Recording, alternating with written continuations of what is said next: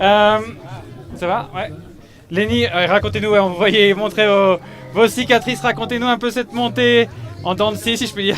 Ouais, c'est une course assez dure. J'ai essayé de sortir dans un premier temps dans la bosse et après ça s'est regroupé. Il y avait un niveau qui était assez homogène. Et je suis tombé bêtement en touchant une roue. Ça m'arrive très rarement, je pense que c'est la première chute de la saison peut-être.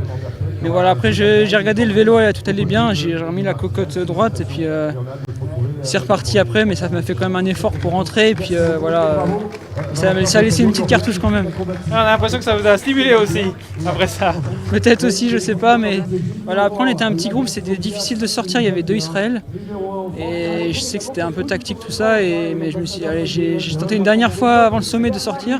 Et j'ai réussi à sortir et voilà, j'ai vu Clément et je me suis dit si on rentre, si je rentre sur lui et qu'on est à 2, ça peut être pas mal vu que derrière il y a 2 Israël qui vont rouler aussi, donc c'est mieux que tout seul.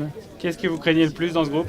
C'était Clément Berthet ou c'était Georges Bennett peut-être? Moi après je craignais plus le jeu d'équipe si jamais j'étais tout seul et qu'on se retrouvait avec les 2 Israël en haut. Après je me suis dit si Clément Berthet était tout seul devant et il y avait 2 Israël avec moi, il y en a forcément un qui allait rouler. Donc voilà, c'était assez un peu compliqué à gérer, mais voilà, j'ai réussi à sortir, donc c'est le bon résultat, quoi. Ah, puis dans ce dernier kilomètre, ça n'a pas eu l'air compliqué à gérer. Je pense que vous saviez que vous aviez l'avantage sur Clément. Ouais, je sais, je lui ai dit, voilà, faut qu'on s'entende vraiment bien, parce qu'il ne faut pas que ça rentre derrière, ce serait vraiment bête. Et après, de toute façon, ça se fait à la pédale, et j'ai essayé voilà, en faisant un sprint un peu plus tôt avant l'arrivée. Et ça l'a fait, donc je suis très content.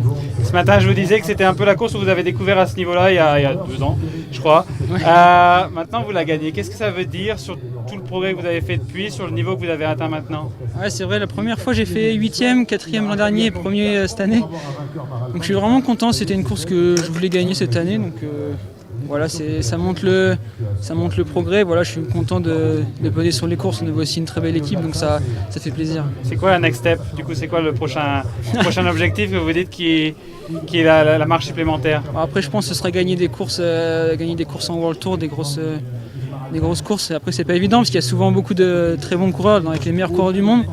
Et voilà, faire des bons générales et essayer d'aller chercher des étapes. Voilà, évoluer avec les meilleurs, quoi. Qu'est-ce que ça représente pour vous, Lenny, le local, de remporter chez soi une 5e victoire cette saison? Ouais, je suis pas très loin, donc c'est pour ça, je disais, j'ai ciblé cette course comme la première course que j'ai gagnée de la Classique du Var. C'est pas loin de la maison, donc voilà, je suis très content que ça se passe comme ça. Ces terres, ces cols, vous les connaissez plutôt bien. On est à 1 mois du Tour de France, la 20e étape passera par ces cols-là. Comment vous vous sentez à 1 mois du Tour de France? Moi, après, je fais pas forcément le Tour cette année, je fais plus la Vuelta. Donc voilà, apparemment l'étape est vraiment dure, du coup ça va être sympa de la regarder à la télé. C'est sûr pour la Vuelta ou il y a quand même une chance que vous voyez au Tour? Non, c'est sûr, je serai en stage à Tignes pendant le Tour. Et peut-être le Tour, peut-être l'année prochaine ou une autre année, j'ai encore le temps devant moi. Ça t'a rappelé les années collège là? Ouais, j'étais au collège à Saint-Étienne-de-Tinée, pas loin de Valberg. Et c'était en internat et j'avais des amis ici, j'ai déjà dormi ici. C'était en 2016, donc ça remonte pas mal, mais je faisais pas de vélo encore là. Okay. Tu passes rarement à côté quand même, dans un petit groupe comme ça, t'as la gagne en toi.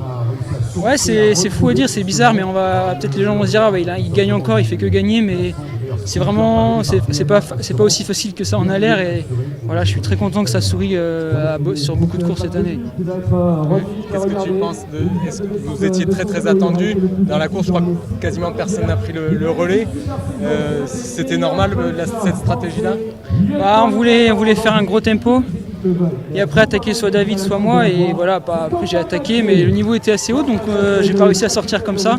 Et voilà, je pense que c'est à l'usure, attaque sur attaque sur attaque, au bout d'un moment les jambes n'en peuvent plus chez certains coureurs et puis on arrive à sortir dans le final, quoi. C'est normal parce que tu es plus attendu maintenant. Ouais, forcément, et quand on attaque ils vont pas me laisser sortir comme ça aussi, donc mais bon, ça se fait aussi à la pédale aussi, donc. Le duel avec Clément Berthet, c'était pas la première fois cette année?